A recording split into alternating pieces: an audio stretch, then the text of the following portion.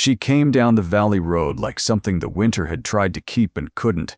That was Dagny Haldane's first thought when she noticed the figure moving through the late October light along the wagon track that led to the ranch. Not on horseback, not riding beside a wagon, walking. The kind of walking that has nothing to do with choosing to walk and everything to do with having run out of every other way to move through the world. It was a woman. That registered second, and it came slower than the first thought, because the figure was still a good distance off, and the coat was too large for the frame inside it, and the hat was pulled low against the wind that came off. The Absaroka range this time of year, like it had a personal quarrel with anyone standing upright. But Dagny had spent 40 years reading the way people carried themselves across open country, and there was something in the stride that wasn't quite how a man holds distance. Narrower, more deliberate. The particular economy of someone who understands that the road watches her differently than it watches everyone else, and has adjusted accordingly. She was young. That became clear as the distance closed. Maybe 20, maybe younger, though the West had a way of sanding years onto a face that hadn't earned them yet. Her boots were wrapped at the soles with strips of oiled canvas and tied with cord, the kind of repair that speaks not of poverty exactly, but of a refusal to stop moving just because the equipment is failing. Her coat, that oversized wool thing that hung past her hips, had been mended at the left elbow with a square of canvas that didn't match, and along the collar with thread that did. She carried a canvas roll across her back, cinched tight with a leather strap and nothing else. No rifle, no saddlebag, no animal, and she walked with her head up.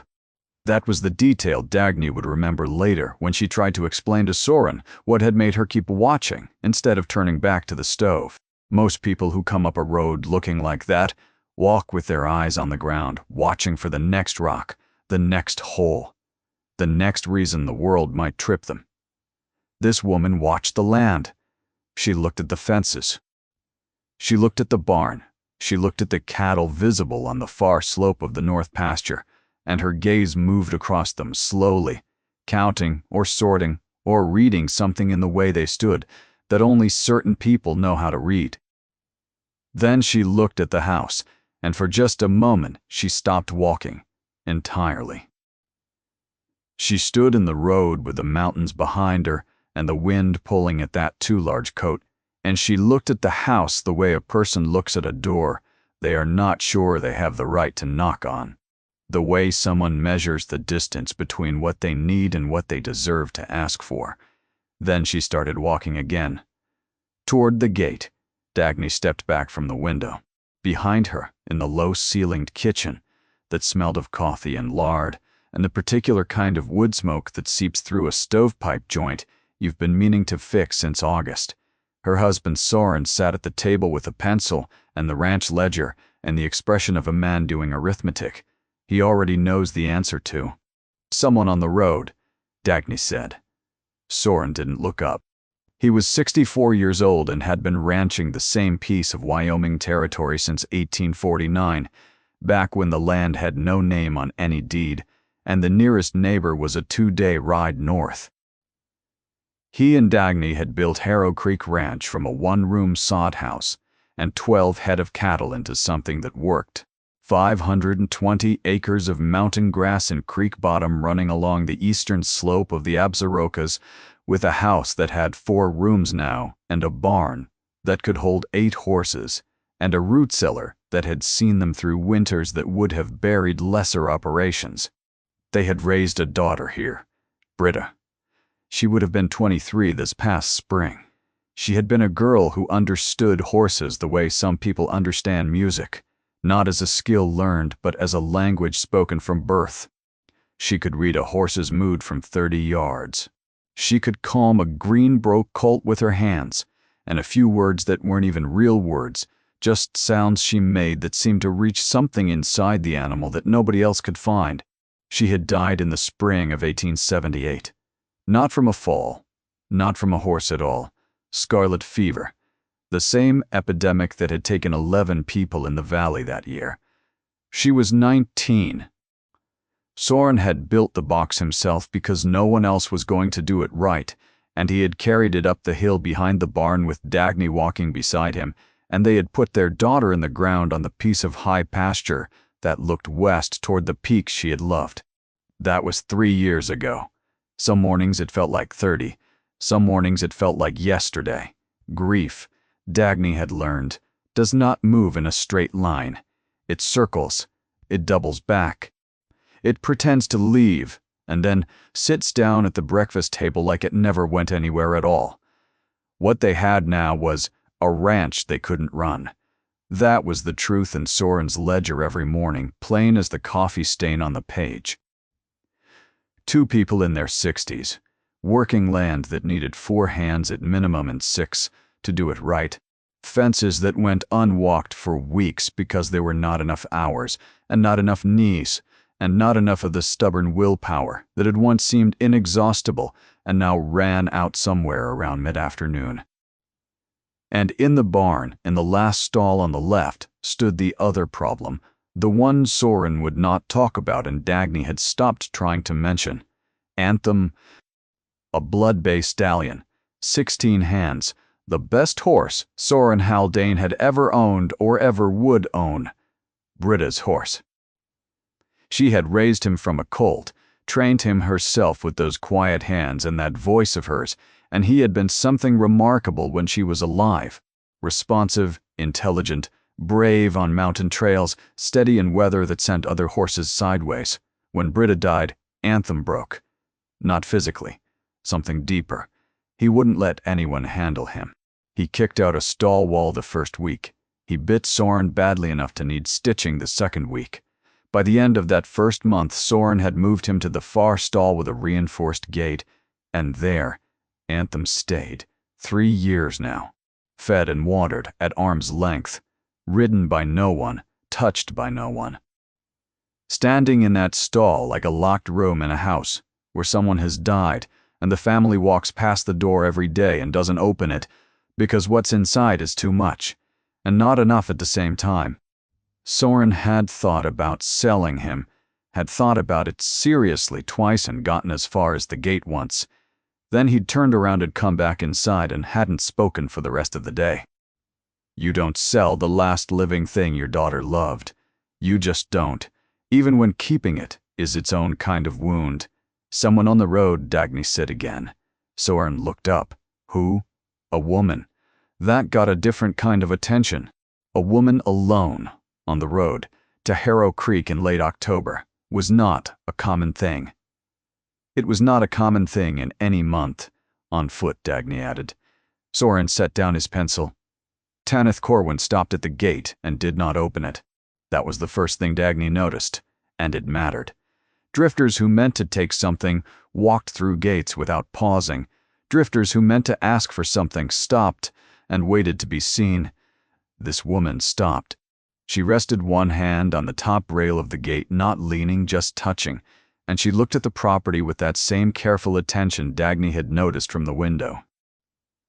Her eyes moved from the barn to the corral to the house, to the chicken coop, to the woodpile, to the fence line that ran south along the creek, reading the place the way a doctor reads a patient, looking not just at what was there but at what was wrong with what was there. Dagny went to the door and opened it before Soren could tell her not to. The woman looked at her. Up close, she was younger than Dagny had guessed. 18 possibly less. A narrow face with strong cheekbones and a jaw that came to a point that would have been delicate if it weren't set so firmly.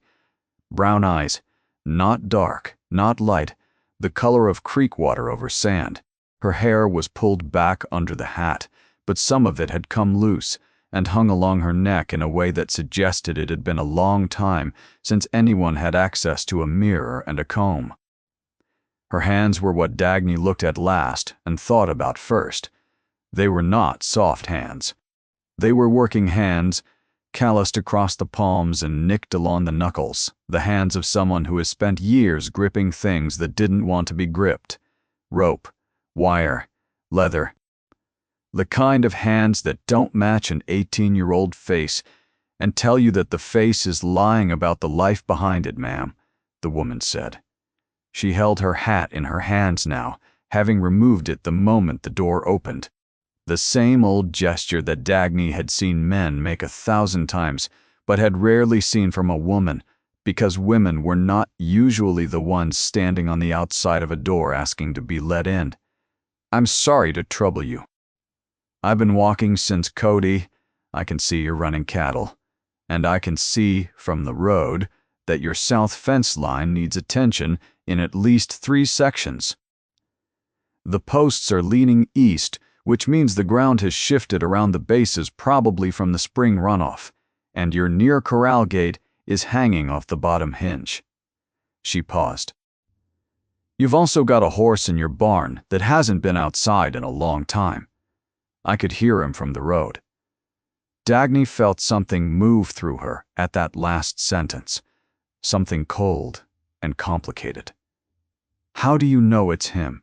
Dagny asked the voice. Stallions carry a different sound when they're frustrated. Deeper, more in the chest. She said it the way a person states a thing they have known so long that it doesn't occur to them that knowing it is unusual. "What do you want?" Dagny said. Not unkindly, but directly, because Dagny Haldane had never seen the use in circling a question when you could walk straight at it. "Work," the woman said. "I know horses. I know cattle well enough to be useful with a small herd. I know fences and I know water and I know how to get through a winter without losing animals. I'll work for meals and a place to sleep out of the weather. That's all I'm asking." Behind Dagny, the sound of Soren's chair pushing back his boots on the floor. He came to the door, and the woman's posture shifted in a way that was barely visible, but completely legible. She didn't shrink. She straightened. The smallest adjustment the kind of person makes when they know that the next 30 seconds will determine whether they eat tonight or walk another 10 miles into the cold. Soren Haldane filled the doorframe in the way that large men fill doorframes without trying to. He had lost some of his size to the years, but the architecture of him was still considerable. Wide through the shoulders, thick through the forearms. Hands that looked like they had been designed for the specific purpose of gripping difficult things and not letting go. He looked at the woman. He looked at her for a long time. "You're a girl," he said. It was not a question. It was a statement of a problem. "I'm a hand," she said. "If you'll let me show you, where are you from?" "Casper originally." "And what's in Cody that you're walking away from?" A pause. Dagny watched the woman's face during this pause and saw something cross it that was not evasion and was not shame, but the careful navigation of someone choosing which piece of a hard truth to offer first. "A job that ended," Tanith said. "I was working the Rocking M foreman, let 3 hands go when the herd count dropped. I was the newest, so I was the first. You were working cattle at the Rocking M." Soren said it with the particular emphasis of a man who doesn't believe what he's hearing but isn't ready to call it a lie. 3 months. Before that I was at a horse operation near Sheridan for most of a year. Before that I was moving around. How old are you?" 18. 18. Soren repeated it the way you repeat a number, when it confirmed something you already suspected and didn't like. He looked at the wrapped boots. He looked at the mended coat. His eyes stopped on her hands, the same way Dagny's had. And something flickered across his face. "Your people in Casper. What do they think about you wandering the territory alone?" "My mother is dead," Tanith said. "My father is alive and does not think about me at all. Those are the 2 relevant facts about my people in Casper." The wind moved against the house. Somewhere in the barn, Anthem kicked his stall wall once, the dull, heavy sound that had become so regular over 3 years that Dagny barely heard it anymore. Tanith heard it. Her eyes moved toward the barn for just a moment, then back. "I don't have a place for a girl on a cattle ranch," Soren said. "It's not the kind of work that suits. With respect, sir, you don't have a place for anyone right now. You've got fence down in 3 sections, a corral gate hanging by 1 hinge, and a herd on 500 acres with 2 people working it, and winter is 8 weeks out. You need a hand. I'm a hand. The rest of it doesn't change what I can do." Soren's jaw moved the way it moved when he was chewing on something that wasn't food. Dagny said nothing. She knew the inside of her husband's mind the way she knew the inside of her own kitchen. She knew where he kept his stubbornness and where he kept his sense, and she knew that right now they were having a conversation with each other that would take a few minutes to resolve. "You can stay tonight," Soren said finally. "There's a bunkhouse past the barn. Last room on the right. There's a stove and a blanket. The barn is off limits. The corral is off limits. You stay in the bunkhouse. And in the morning, you move on." He said it with the quiet finality of a man who believes he is being generous and firm at the same time. "Yes, sir," Tanis said. "Supper is in an hour," Dagny said, "because if a girl was going to sleep on their property in October, she was going to do it with something in her stomach, and Soren could take his firmness and apply it to something useful, like the stovepipe joint." Tanith looked at Dagny. "Thank you, ma'am." She put her hat back on and walked toward the bunkhouse, and Dagny watched her go. Watched the way she moved across the yard without looking at the barn, without turning her head, without doing anything at all to suggest that she had heard the horse in the stall, or that it mattered to her. But her steps slowed for just a moment as she passed the barn door. Just a moment. And then she kept walking. Dagny turned back inside. One night, Soren said, "I heard you." "I mean it, Dagny. I heard you the first time." Behind her, she heard Soren settle back into his chair, and the pencil pick up again, and the slow scratch of arithmetic that wouldn't come out any different tonight than it had this morning. And from the barn the sound of Anthem hitting the wall of his stall. Once, twice, then silence. The kind of silence that waits for something. Tanith Corwin woke at 2:30 in the morning. She did not know the exact time because she had no watch, but she had spent enough nights sleeping in strange places to develop an internal clock that was rarely wrong by more than a quarter hour. She had not woken because of the cold, though the bunkhouse stove had burned down to embers, and the single blanket was doing only half of what a blanket ought to do. She had not woken because of the wind, which had picked up after midnight and was pressing against the walls with the steady insistence of something testing for weakness. She had woken because of the horse. The sound was coming from the barn 40 yards away and through 2 closed doors, but Tanith heard it the way a mother hears a child, through walls and sleep and the ordinary noise of the world. Because there are certain sounds that bypass the ear entirely and arrive somewhere deeper, and the sound of a horse in colic is one of them. Not the banging she had heard earlier, the frustrated kicking of a confined animal. This was different. A heavy, repeated shifting, the dull thud of a large body going down and trying to get up. A groan, low and guttural, the sound horses make, when the pain in the gut becomes a thing they cannot outrun because it lives inside them. Tanith was on her feet before the thought finished forming. She stood in the dark bunkhouse with her boots unlaced and her coat pulled over her shoulders, and she listened. Another thud, another groan, longer this time, trailing into the kind of silence that is worse than the sound it follows. She knew what colic did. She had seen it take a horse in less than 4 hours once, a young mare outside of Sheridan who had twisted her intestine and been dead before sunrise. She had seen it kill slowly too, over days of agony that no amount of walking or mineral oil or prayer could reverse. The barn was off limits. Soren Haldane had said it in the voice of a man who does not say things. He does not mean. The horse inside was an animal that had not been safely handled by anyone in 3 years. Tanith laced her boots. She pulled her coat tight. She walked out of the bunkhouse into the October dark, with the wind coming off the mountains and the stars hard and white above the Absaroka peaks. She crossed the yard to the barn door. She could hear him clearly now. The breathing was wrong, fast and shallow, with pauses where there should not be pauses. He was rolling, or trying to roll, and if he rolled with the wrong kind of colic, he could twist an intestine and be beyond saving in an hour. She put her hand on the barn door latch. She stood there for 3 seconds, then she went in. The barn was dark, except for the thin gray line of moonlight coming through the gap above the hayloft door. Tanith let her eyes adjust. She could smell hay, old leather, horse sweat, and beneath all of it, the sharp sourness that comes off a horse in gastric distress. She moved down the center aisle toward the last stall on the left. Anthem was down. She could see him through the stall slats, a dark shape against the straw, his legs moving in the slow, uncoordinated way of a horse trying to rise and failing. His neck was stretched flat. His flanks were tight as a drum, and she could hear the gut sounds from 6 feet away. Or rather, she could hear the absence of gut sounds, the terrible quiet in the belly that means nothing is moving inside the way it should. She opened the stall gate.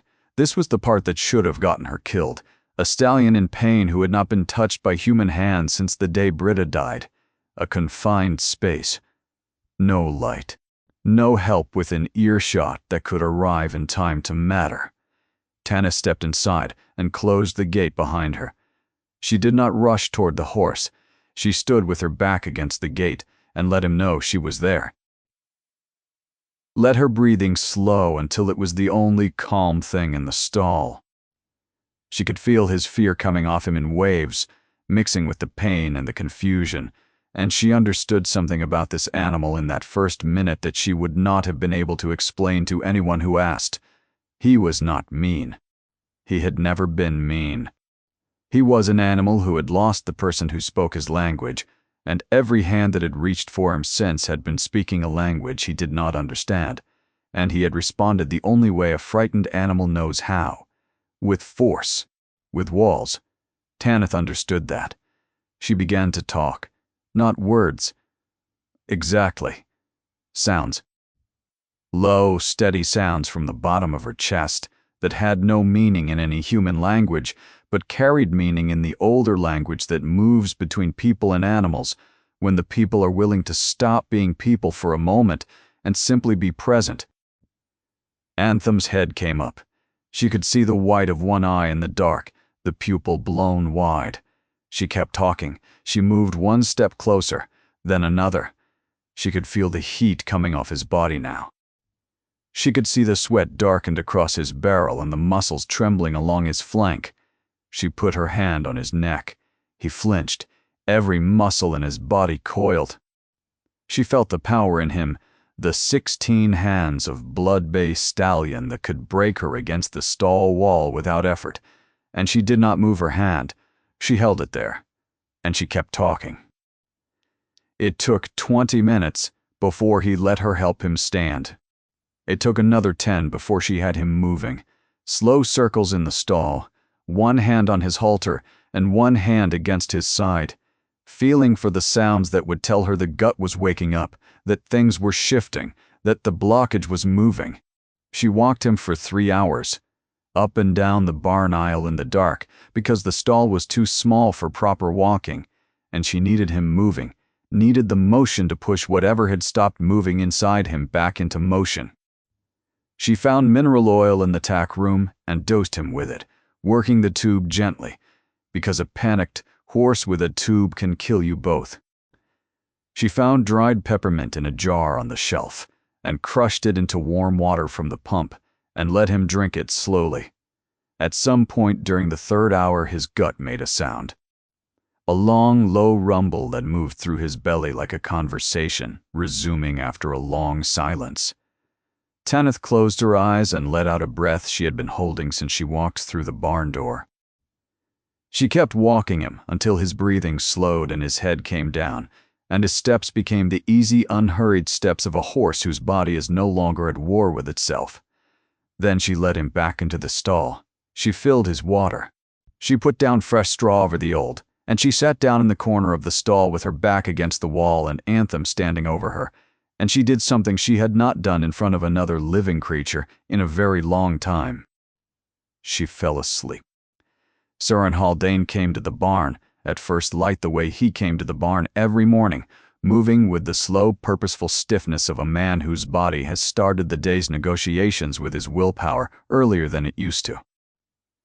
He was carrying a feed bucket for Anthem, which he would slide under the stall gate without opening it, the way he had done every morning for 3 years, because opening the gate meant reaching across the horse, and reaching across the horse meant getting bitten or kicked, or both, and Soren had the scars to make the lesson stick. He walked down the center aisle. He reached the last stall on the left. He stopped. The stall gate was open. Inside, Anthem was standing with his head low and his weight settled evenly on all 4 legs, the posture of a horse that is calm in the way that only deep exhaustion or deep trust can produce. His coat was damp with dried sweat, but his breathing was even, and his eyes were soft and his ears were forward, and he was looking at something on the floor of the stall. Tanith Corwin was asleep in the corner, with straw in her hair and mineral oil on her hands, and the sleeve of her too large coat still dark where the horse had pressed his muzzle against it sometime in the night. Soren stood there for a long time. He looked at the horse, he looked at the girl, he looked at the mineral oil and the peppermint jar and the tube coiled on the tack room bench.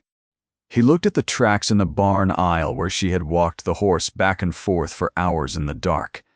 Anthem turned his head and looked at Soren, Bersay, and Soren felt something move through his chest that he could not have named and did not try to, because some things are too large for the words available to a 64-year-old rancher at 6 in the morning. His horse was looking at him without fear, without anger. For the first time in 3 years, Anthem was looking at a human being as though human beings might not be the problem after all. The feed bucket made a sound against the gate, and Tanith woke. She came up fast, the way people who sleep in strange places come up, already alert, already locating the exits. She saw Soren. She saw his face.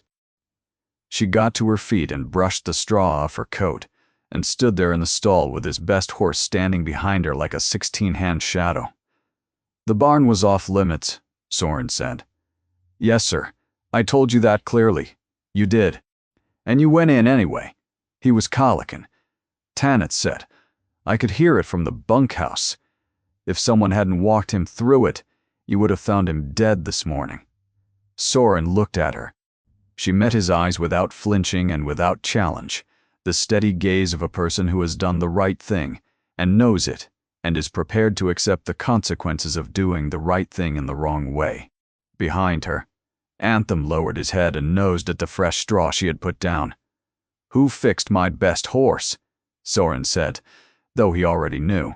He said it quietly, the way a person says a thing when they need to hear the answer out loud in order to believe the question was real. "I did, sir." "I'm sorry I broke your rule. I'm not sorry I went in." A long silence. The morning light was coming into the barn now through the east window, catching the dust that hung in the air, and the world outside was waking up the way October mornings wake up in the mountains, slowly and with reservations. Soren set the feed bucket down. His eyes went from the horse to the girl and back again. He walked out of the barn without a word. Tanith stood in the stall with her hands at her sides and waited for what came next. What came next was Dagny, 10 minutes later, standing in the barn door with 2 cups of coffee and a look on her face that contained at least 4 different emotions, none of which she appeared interested in sorting out at the moment. She handed Tanith the cup. "The bunkhouse stove needs more wood before tonight," Dagny said. "There's a splitting maul behind the woodshed. Breakfast is in 20 minutes. We don't wait." Tanith looked at her. "Am I staying?" Dagny took a sip of her coffee. "Drink that before it gets cold," she said, and walked back toward the house. In the weeks that followed, Tanith Corwin made herself necessary in the way that water is necessary. Not loudly, not with any performance of effort, simply by being present in every place that needed presence and absent from every place that didn't.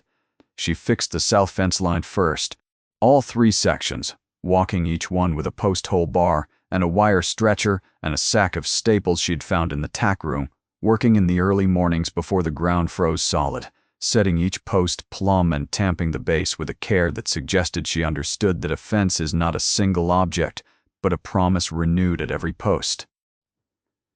Soren watched her from the barn door the first morning and said nothing. The second morning, he walked out and watched from 30 yards. The third morning, he left a pair of leather gloves on the gatepost where she would find them. Tanith put them on without comment. The corral gate took her half a day. She pulled the old hinge, forged a new pin from a piece of iron rod she found in the scrap pile behind the barn, and rehung the gate so it swung true for the first time in what Dagny estimated had been 2 years. She didn't ask permission. She didn't announce what she'd done. The gate simply worked, and when Soren pushed it open that afternoon, he stood for a moment with his hand on the rail and looked at the hinge and said nothing, which was how Soren Haldane expressed the majority of his approval. She was careful with the cattle, not gifted the way she was with horses, but competent in the thorough way of someone who has learned by watching and doing rather than by instinct.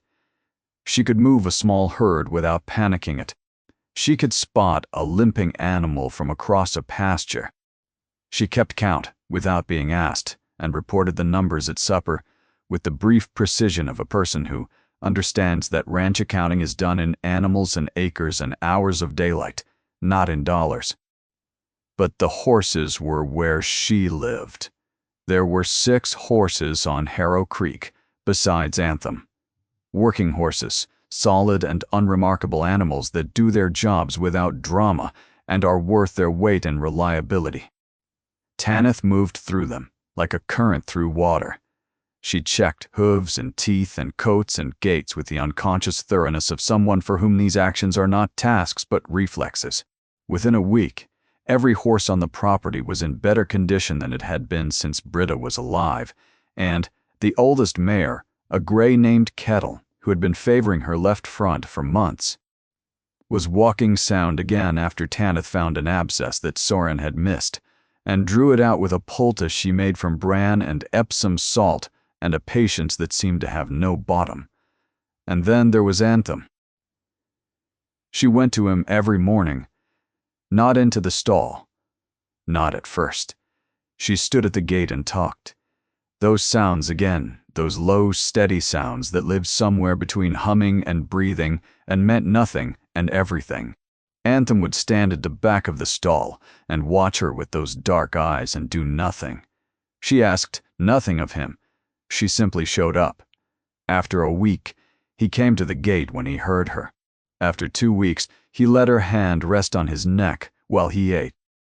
After 3 weeks, she opened the gate and led him into the barn aisle and stood with him in a patch of October sunlight that came through the east window, and Anthem dropped his head and breathed, and the sound of his breathing was the sound of something unclenching that had been clenched for a very long time. Dagny was hanging laundry when she saw them through the barn door. She stopped with a wet shirt in her hands and watched, and something moved through her chest that was sharp and sweet at the same time, the way looking at a photograph of your dead child is sharp and sweet at the same time.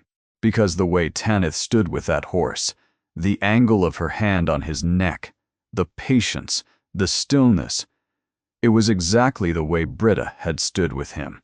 Dagny put the shirt on the line and went inside and did not mention it to anyone. Parson the cattle dog, an aging blue heeler with a torn ear and an opinion about everything, had been Soren's shadow for 9 years. He slept at the foot of the bed. He followed Soren to the barn. He sat beside Soren's chair at supper and monitored the floor for anything that might fall. By the 3rd week of November, Parson was sleeping on the bunkhouse porch. Soren noticed. He didn't say anything. But he noticed. Tanith ate supper with them every evening and was not late once. She sat in the chair closest to the door, which Dagny understood as a habit of someone who has spent time in places where knowing where the exit is matters more than knowing where the bread is. She ate everything she was given and never asked for more, though Dagny started giving her more anyway, because the girl was too thin and winter was coming, and Dagny Haldane had never in her life been able to watch a thin person eat a small meal without doing something about it. At the table, Tanith listened. That was the thing Dagny kept coming back to. The girl listened in a way that most young people do not, with her whole attention, not waiting for a pause to insert her own thoughts, but actually, taking in what was being said and holding it and turning it over. She asked questions. Where did the creek run highest in spring? Which pastures held snow longest? Where the wind hit hardest in January? And which direction the cattle would drift if a storm came from the northwest? The questions of someone building a map in their head. Learning the land the way you learn a person, not by asking what they want you to know, but by watching what they reveal without meaning to. Soren answered her. Each evening, a little more. Dagny could see it happening, the slow, careful opening of a man who had nailed something shut inside himself 3 years ago and was now finding the nails loosening, one by one, not because anyone was pulling them, but because the wood around them had changed. He told Tanith about the winter of 1876 when the creek froze solid, and they lost 4 head. He told her about the summer the grasshoppers came and ate the pasture down to dirt, and they'd fed the cattle cottonwood bark for 3 weeks. He told her about the time a grizzly came down from the high country and stood in the north pasture at dusk, and every animal on the property went silent at the same moment, a silence that has a sound all its own. He did not tell her about Britta. Not yet. That door was still closed, and Tanith did not push at it. She seemed to understand, the way people who carry their own locked doors understand that some rooms open on their own schedule and forcing them does more harm than waiting. But there was something about Tanith Corwin that Dagny could not settle. Not a wrongness, nothing dishonest. Dagny had 61 years of experience reading people, and this girl was not hiding a crime or running from the law or carrying a secret that puts others in danger. It was something else. It was the space between what Tanith said and what she didn't. The way she could talk about horses and cattle and fences and weather with an ease that was clearly real, and then go completely still when the conversation moved anywhere near the territory of her own past. Not deflecting, not lying, just going quiet the way a person goes quiet when they pass too close to a bruise they thought they'd walked far enough away from to stop feeling. Casper originally, a job that ended. My father is alive and does not think about me at all. Oh, an entire life compressed into 3 sentences, and everything that mattered hidden in the gaps between them. The first real snow came on the 23rd of November, not the dusting that had come and gone twice already, but the kind of snow that arrives with weight behind it, the kind that bends tree limbs and fills the world with a silence so thick you can hear your own heartbeat in it. They were sitting after supper in the kitchen with the fire going and the wind finding every crack in the walls it could negotiate. Soren was mending a bridle, his thick fingers working the leather with a care that belied their size. Tanith was sitting on the floor near the stove with Parsons' head in her lap, running her thumb along the torn ear in the absent way of someone whose hands need to be doing something at all times. Dagny set down the sock she was darning. "Tanith," she said, "what happened in Casper?" Soren's hands stopped moving.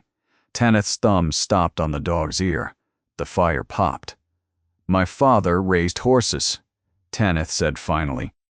Her voice was level, but level the way a board is level when someone has planned it carefully to hide the warp beneath. Broke them and sold them. He was good at it. Better than good. People came from as far as Cheyenne to buy his horses. She paused. Parsons shifted in her lap. "My mother died having me. I don't remember her because there was nothing to remember. She was gone before I had her." Another pause.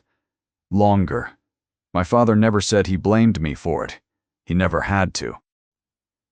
It was in the house, the way weather is in the house. You can't point to it exactly, but you feel it in everything. Soren was looking at the bridle in his lap as though it required his complete attention, but he wasn't blinking. "He taught me horses," Tanith said, "not because he wanted to, because there was no one else. He needed hands, and I was the only hands available. So he taught me. And I was good at it." I was better than he expected, and I think that made it worse, because the thing he loved most in the world was the thing that connected me most to the woman he'd lost, and every time I did it right, He saw her in it. The wind pressed against the window. When I was 15, he married again. A woman from Rollins. She had 2 sons. They were fine boys, I suppose. They couldn't ride, and they were afraid of horses, but they were sons, and sons are what a man with a horse operation needs. That's what he told me. She looked at her hands. I stayed another year.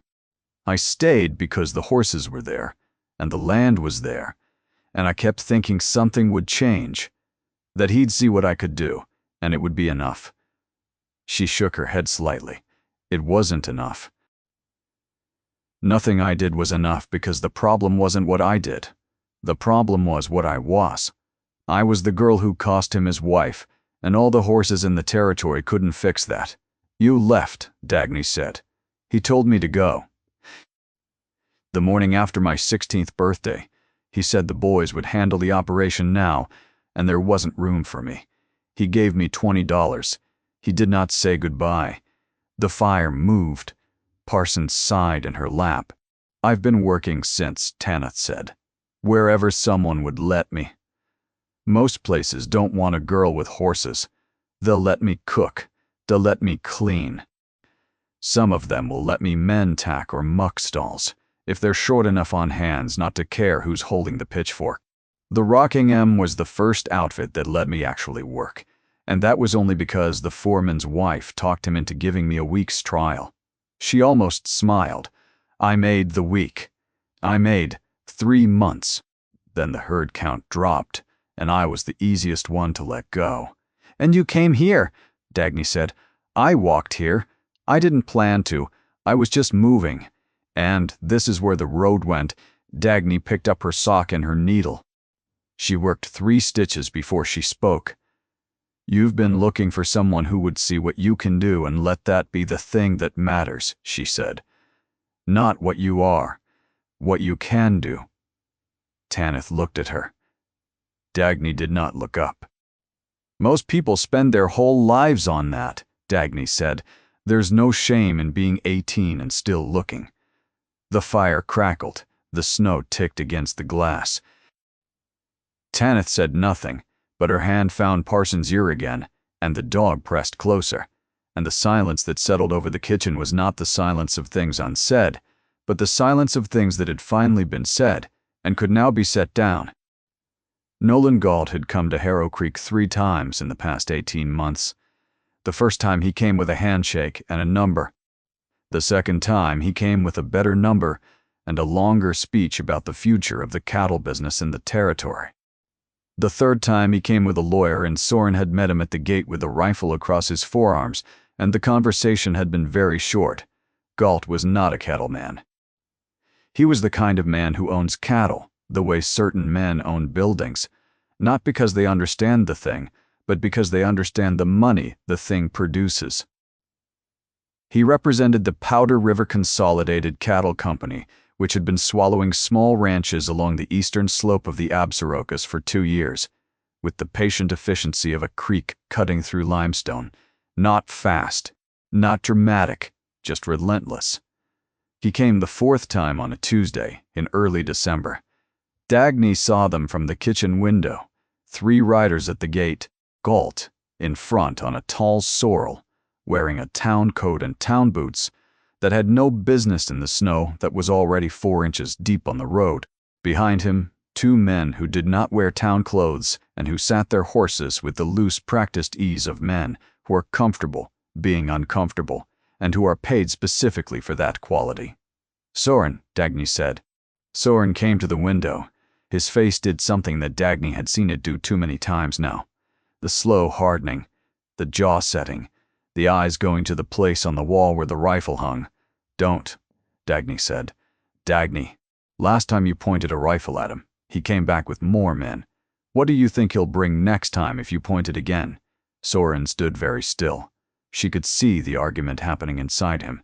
The argument between the man who built this ranch with his hands and believes that what you build with your hands, you hold with your hands, and the man who is 64 years old and tired in his bones and knows that holding a thing gets harder every year. He went for the rifle anyway, and then the barn door opened, and Tanith stepped out. She was already dressed, already wearing her coat and her boots and the leather gloves Soren had left on the gatepost weeks ago. Parson was beside her, pressed against her leg, vibrating with the low frequency of a dog who has identified a situation and is waiting to be told what to do about it. She had been watching the road. She looked at the house. She looked at the three riders. She looked at Dagny in the window, and something passed between them that did not need words. Then she walked toward the gate. She did not hurry. That was the thing that Dagny noticed first, watching from the kitchen window, while Soren stood behind her, with a rifle and the expression of a man who has been overtaken by events he did not authorize. Tanith walked across the yard to the gate, with the same unhurried steadiness she brought to everything, the same way she approached a nervous horse, the same way she walked a fence line. As though the way you move through a problem determines most of how the problem moves through you. She stopped at the gate. She did not open it. "Help you," she said. Nolan Galt looked down at her from the sorrel. He was a thick-bodied man in his 50s, with a beard trimmed close and eyes that calculated everything they saw and assigned it a value. He had the hands of a man who signs things for a living, smooth and unmarked, and he wore a gold watch chain across his vest that caught the December light. His eyes moved over Tanith the way they would move over an unexpected obstacle in a road, not with alarm. "With assessment. I'm here to see Soren Haldane," Galt said. "Mr. Haldane isn't receiving visitors. I manage the daily operation of this ranch. You can speak with me." A pause. One of the riders behind Galt shifted in his saddle. The other one didn't move at all, which was worse. "And you are?" Galt said. "Tanith Corwin. I've been working Harrow Creek since October." Galt looked at the house. He looked at the barn. He looked back at the young woman standing at the gate in a mended coat and canvas-wrapped boots, and something moved across his face that was not quite amusement and not quite contempt, but lived in the country between the two. "Miss Corwin," he said, in the tone of a man who is being patient with a situation he finds mildly absurd, "I appreciate that you work here, but the conversation I need to have is with the property owner. This is a business matter." "Then let me save you the business matter," Tanith said. "The answer is no. It was no. The first 3 times, and it's no now. The situation has changed. The situation has improved. 3 months ago, this ranch had 2 people working 520 acres going into winter. Now it has 3. The fence line is intact. The herd is healthy. The water system is sound through December. And your offer, whatever number you brought today, is based on the assumption that this operation is failing." She paused. "It isn't failing." Galt studied her. The amusement was still there, but something else was arriving underneath it. The way a man's face changes when a conversation stops going, the direction he mapped out in his head, on the ride over. "That's a fine speech," Galt said. "But I'm not sure a girl who's been here 2 months is in a position to speak for a ranch that's been struggling for 3 years. "Then let me speak about something I am in a position to speak about," Tanith said. She did not raise her voice. She did not change her posture. She simply continued with the same steady, measured calm that she had brought to the gate and to the horse, and to every moment since she had walked up the road, with nothing, and asked for a chance. "Your south boundary runs along Willow Creek. Your cattle have been crossing it. I've found Powder River Consolidated brands on Haldane grass 3 times in the last 6 weeks. Twice on the south slope, and once as far north as the old pine stand." Galt's face changed. "I've also walked your fence line where it meets ours along the creek. The wire is cut in 2 places, not broken, not pushed over. Cut. Clean cuts with a tool. The kind of cuts that let cattle drift naturally from one property onto another, which is convenient if the receiving property belongs to the company that wants to buy the sending property, because nothing says a ranch is failing like losing cattle count." The silence that followed had a texture to it. It was the silence of a man recalculating. "That's an accusation," Galt said. His voice had lost the patient warmth. "It's an observation." The accusation comes later, at the Territorial Land Office, if your cattle appear on our grass again. I've written the dates and locations and brand descriptions in a letter that's sitting in an envelope in the house. If anything happens to this ranch or to the people on it, that letter goes to the land office and to the newspaper in Cody and to the territorial marshal in Cheyenne. She let that settle. I don't know if you ordered your fence cut, Mr. Galt. Maybe your hands did it on their own initiative. Maybe it was an accident with very clean edges. But I know what I've found, and I know what it looks like, and I know what a territorial judge will think it looks like. Galt sat very still on his horse. The two men behind him were no longer looking at Tanith. They were looking at Galt. I think, Galt said slowly, that you are a young woman who is overstepping considerably. I think, Tanith said, that I'm a young woman standing at a gate, and behind me is a ranch that is not for sale, and behind that is a man with a rifle who has been waiting for a reason, and behind all of that is a letter with your name on it. She looked at him. Do you want this land enough to sit in front of a judge for it? The wind came off the mountains. The snow moved through the air between them in small, hard flakes that stung where they landed. Galt's horse shifted its weight. Galt looked at the gate. He looked at the house, where the shape of Soren Haldane was visible in the window with the long line of the rifle. He looked at the girl at the fence, who was 18 years old, and thin and standing in the snow with no weapon and no authority, except the kind that comes from being right and knowing it. This isn't finished, Galt said. It might be, Tanith said. That depends on what you do next. Galt turned his horse. The two riders followed. They went back down the road, at a walk, not a run, which was a man preserving his dignity, and Tanith stood at the gate until the sound of hooves on frozen ground faded into the wind and the valley was quiet again. She turned around. Soren was standing on the porch. The rifle was in his hands, but it was lowered, and he was looking at Tanith with an expression that Dagny, standing in the doorway behind him, had not seen on her husband's face since the last time Britta had done something that made him realize his daughter was braver than he was. That evening Soren Haldane did something he had not done since the night they buried Britta. He went to the back of the pantry and brought out the bottle. Not the whiskey they used for toothaches and cold nights, the ordinary bottle that lived on the shelf. This was the other one. The one wrapped in cloth at the back of the highest shelf, behind the preserves and the flour. Dagny watched him reach for it and felt something shift in her chest. He set 3 glasses on the table. 3, without being reminded. And Dagny knew then that whatever was about to happen was something her husband had been building toward for a while, turning it over in his mind the way he turned every decision, slowly and thoroughly, and with the particular care of a man who has made enough wrong choices to understand the cost of making them quickly. Tanith came in from the barn. She stopped when she saw the bottle and the glasses and the way Soren was sitting at the table, which was different from the way he usually sat. He was leaning forward. His hands were flat on the wood, the posture of a man preparing to say something heavy. Sit down, Soren said. Tanith sat. Dagny sat. Soren poured 3 glasses, a measure of brown liquid in each that caught the firelight and held it. He pushed one to Tanith and one to Dagny, and kept the third.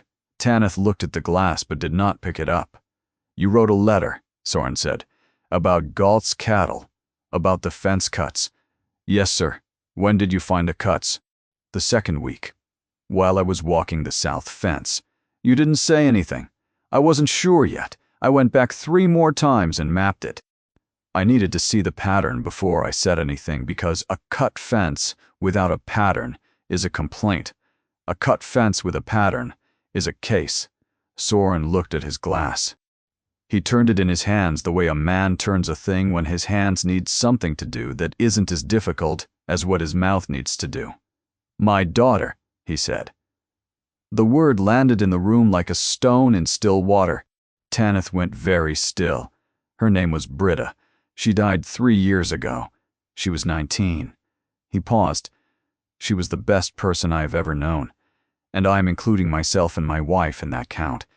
And Dagny will tell you I'm right." "He's right," Dagny said. Soren almost smiled. Almost. She raised that horse. Anthem. From the time he was a foal. She was 14 when he was born, and she was the first thing he saw when he opened his eyes. And from that day forward, he was hers in a way that I've never seen an animal belong to a person before. It wasn't ownership. It was more like a conversation that never stopped. He took a sip of whiskey.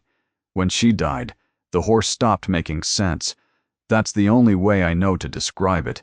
He stopped understanding the world. And everyone who tried to reach him after her was speaking the wrong language, and he told them so with his teeth and his hooves, and years of refusing to let anyone close enough to help. He looked at Tanith. "And then you walked onto this ranch with nothing, and you went into a barn I told you not to enter, and you spent a night with a horse that could have killed you. And when I walked in the next morning, my horse was standing over you like you were something he'd been waiting for." The fire moved. Parson, lying by the stove, raised his head, and then lowered it again. "I have been watching you for 2 months, Soren said.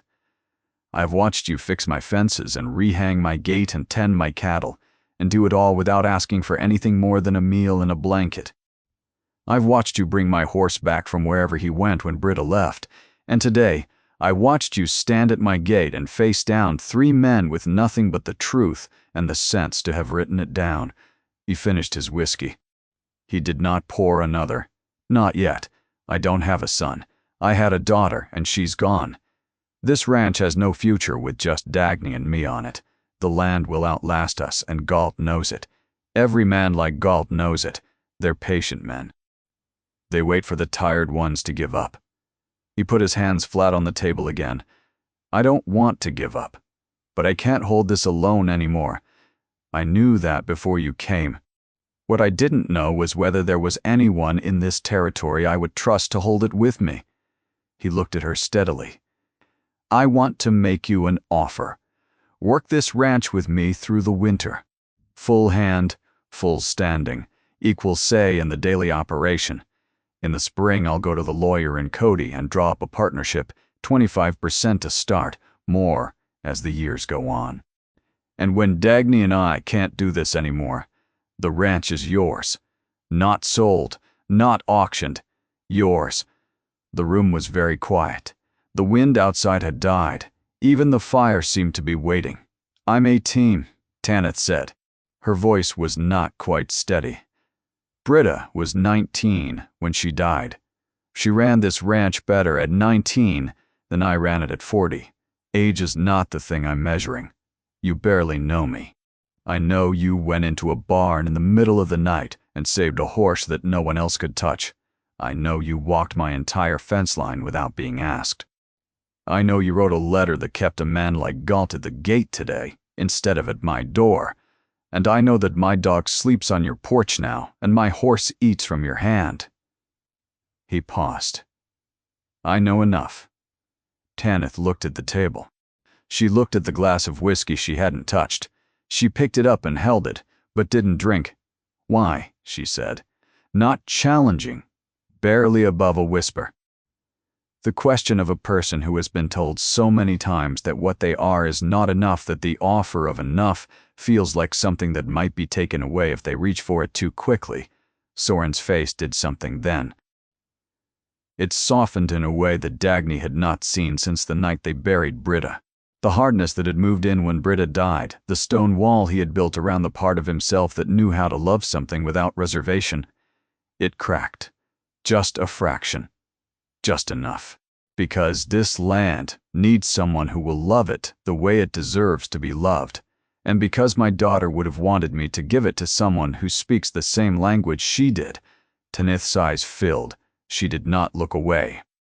She did not wipe at them or turn her head or do any of the things that people do when they are ashamed of feeling something too large for the room they're sitting in.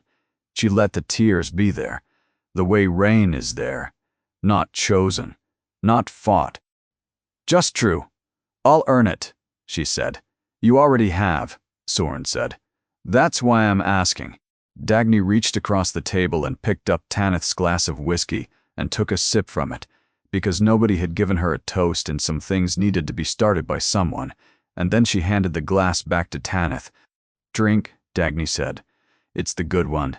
He doesn't bring it out for just anything. Tanith took a sip. She coughed slightly, which made Dagny smile, which made Soren smile, which was the first time since they had buried their daughter that all three people in the kitchen of Harrow Creek Ranch had been smiling at the same time. Well, Dagny said. Now that that's settled. Parson thumped his tail on the floor once, and the wind picked up again outside, and the fire burned on. Galt came back in January. He came with a lawyer from Cheyenne and a surveyor, and a tone of procedural inevitability, a tone that makes the law sound like weather, something that simply happens to you, regardless of how you feel about it.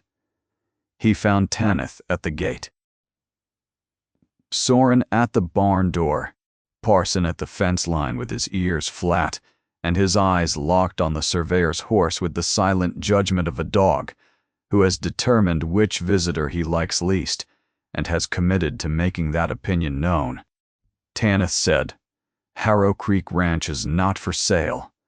The property is registered with the Territorial Land Office as a partnership operation under the names Soren Haldane and Tanith Corwin.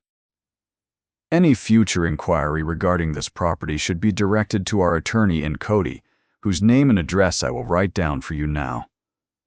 She produced a piece of paper from her coat pocket. She had written it in advance. She had been carrying it for 2 weeks. Galt looked at the paper. He looked at Soren. Soren looked back at him with a rifle in the crook of his arm and 32 years of possession on his face and the expression of a man who is no longer tired. The lawyer from Cheyenne leaned over and said something to Galt that the wind carried away before it reached the gate. Galt left. He did not come back. The winter that followed was the hardest in Dagny's memory, and Dagny's memory went back a long way. 6 weeks of cold that sank into the ground and stayed there, freezing the creek solid and cracking the water lines and turning the mornings into a battle between what needed doing and what the body could bear. They lost 2 head of cattle in February, a heifer that went down in a drift on the north slope, and a calf that was born too early and too small and didn't survive its first night. Tanith carried the calf into the barn and wrapped it in blankets, and stayed with it until it died, and Dagny found her the next morning with the still animal in her lap, and her face the face of someone who understands that you can do everything right and still lose, and that the losing doesn't release you from doing everything right the next time. She didn't cry about the calf. She buried it behind the barn and went back to work, and Soren watched her and said nothing, which was how respect moved between them now silently, through what was observed and acknowledged in the quiet language of people who work the same land. In the 3rd week of February, a storm came down from the north that bent the pines double and drove the snow sideways and made the world disappear into white. The cattle drifted south toward the creek, the way cattle do in a storm, seeking shelter they will not find and creating problems they cannot solve. Someone had to bring them back. Tanith went to the barn. She opened Anthem's stall. She put a saddle on him for the first time since Britta died, and the horse stood still beneath her hands and let her do it, and when she swung up into the saddle he moved beneath her, as though the last 3 years had been a held breath, and this was the exhale. Soren stood in the barn door and watched her ride out into the storm on his dead daughter's horse, and he did not try to stop her, and he did not turn away.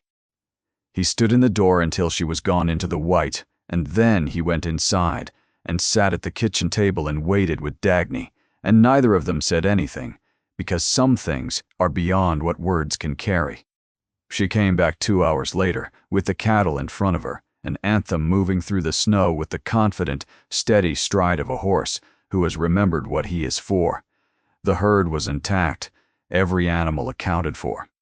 And Anthem's ears were forward, and his head was high.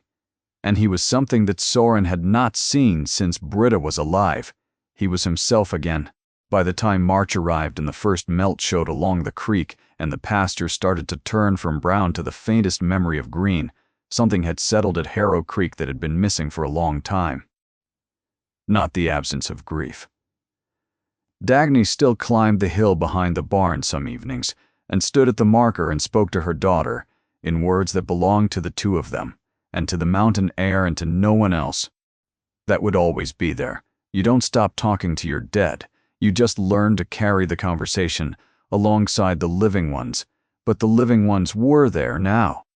The sound of two people working in the barn at first light, talking about hay stores and fence repairs and whether the gray mare was favoring her left front again or whether it was just the cold. The sound of Parson running the fence line with the determined self-importance of a dog who has 3 people to keep track of now instead of 2, and considers the increased workload entirely appropriate for his talents. The sound of supper in the kitchen, and the conversation that went longer now, and the plans that stretched past next week and into next season and next year. The sound of a ranch that had remembered what it was for. On the first warm evening in April, one of those evenings when the light comes in gold and low across the pasture and the mountains hold their snow on the high ridges, and the air smells like mud and grass and the particular clean cold that the Absarokas release in spring like a held secret, Dagny climbed the hill behind the barn. She did this most evenings. She brought nothing with her, and she took nothing away. She simply stood at the stone marker that Soren had carved 3 years ago with their daughter's name and the dates that bookmarked a life too short. And she talked about the ranch, about the weather, about small things that Britta would have laughed at, and large things she would have understood, because Britta had always understood the large things, even when she was too young to have any right to. Tonight, Dagny stopped at the bottom of the hill. Someone was already there. Tanith was sitting in the grass beside the marker. She wasn't talking. She wasn't doing anything. She was just sitting with her hands in her lap and her hat off, looking at the stone and at the view beyond it, the pasture falling away to the creek and the creek winding south through the cottonwoods and the mountains rising above everything, with the patience of things that have been watching for longer than people have existed to be watched. Dagny climbed the hill. Her knees told her about it, the way they always did. She sat down beside Tanith in the grass. They were quiet for a while. "I didn't know her," Tanith said finally, "but I know the horse she raced, and I think you can know something about a person from the horse they raced." Dagny looked at the marker. "What do you know about her?" She was patient. Anthem doesn't trust patience that's performed. He only responds to the real thing, which means she had the real thing. And she was brave, because that horse has no give in him, and the only way to train a horse with no give is to match him without breaking him, and that takes a kind of courage that most people never learn. Tanith paused. And she loved this place. You can feel it in the land, in the way things were set up. The fence lines follow the natural contour instead of cutting straight. The barn faces east to catch the morning light. The corrals are positioned so the horses can see the pasture.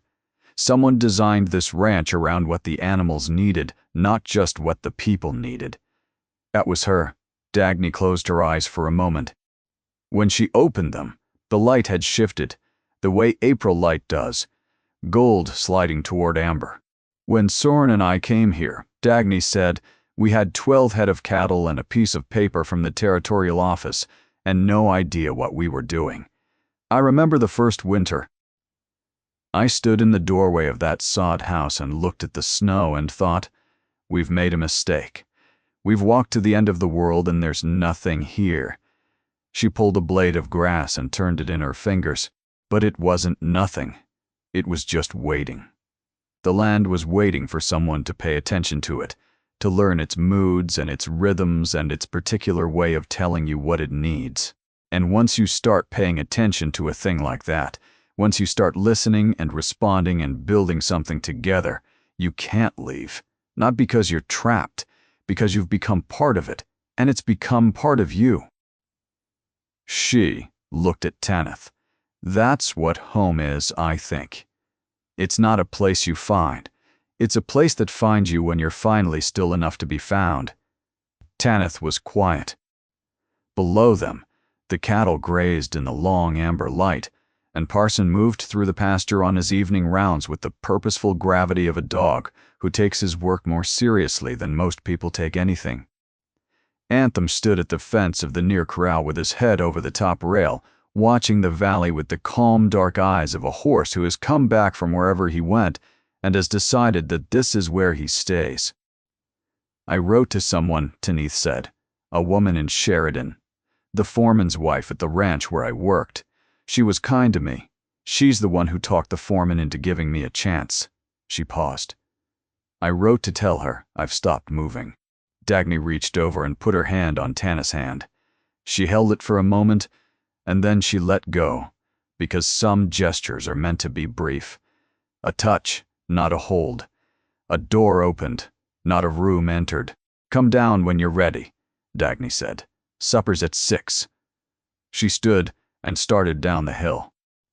Behind her, Tanith stayed a moment longer, sitting in the grass beside the stone marker of a girl she had never met, on a piece of land she had walked onto, with nothing, 5 months ago, wearing borrowed gloves and mended boots and the quiet certainty of a person who has finally stopped moving. Not because the road ended, because she found the reason to leave it. The mountains held their snow against the darkening sky, and the creek ran free along the valley floor, and the light faded the way April light fades in Wyoming, slowly, reluctantly, as though it knows something about this place that makes it want to stay.